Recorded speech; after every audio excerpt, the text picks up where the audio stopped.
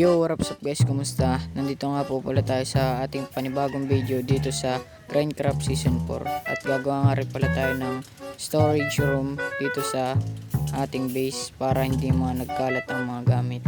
At dadami na rin pala natin, ilalagay na rin natin doon yung ating enchanted table para hindi nakahimpalang diyan sa gitna. And sana magustuhan nyo guys. At time-lapse na natin. Let's go!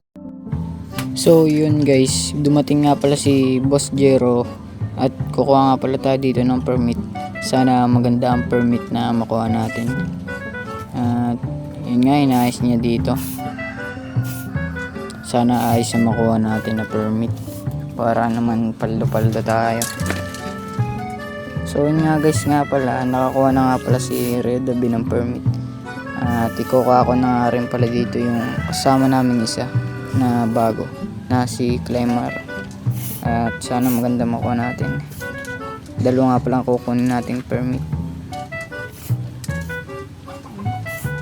Dalawa nga pala dito ang kukunin natin. Sabihin natin kay Boss Jero dito, dalawa kukunin natin guys. Para dun sa isa nating kasama. And sana ayos yung kun. Ayos yung makuha natin. Hop, redstone stop nakuha natin. Ano kayo isa? Sige, okay na boss. Redstone stop. Tapos isa. Uy, paldo fireworks. Sakto may mag-farm tayo, gunpowder. Paldo boss. So yun guys, back to time-lapse tayo. Gagawin natin yung ating storage room. So let's go guys, time-lapse.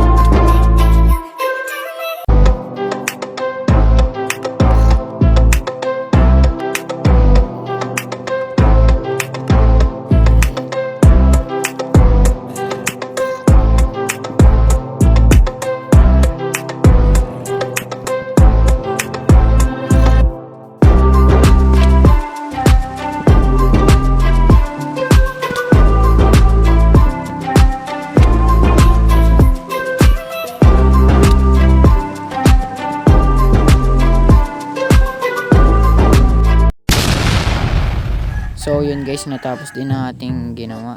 At yan nga, nilagyan lang natin ng konting design yung ating ginagawang storage room. At sana magustuhan nyo ang aking gawa. And sige, pasukin natin. So yun guys, wala pa nga ang laman yan. Lalagyan natin yan ng laman sa susunod nating video. At di pa tapos gaano dito sa taas kasi kinulang tayo sa mga kagamitan. And yun lang guys ang ating nagawa. Yun lang ang ating and ben nga pala yung base ng ating bagong kabarangay. And ben yung ating mob farm. Ben yung mob farm ni Rio Dabi. And check natin kung meron kung marami ng laman nating mob farm.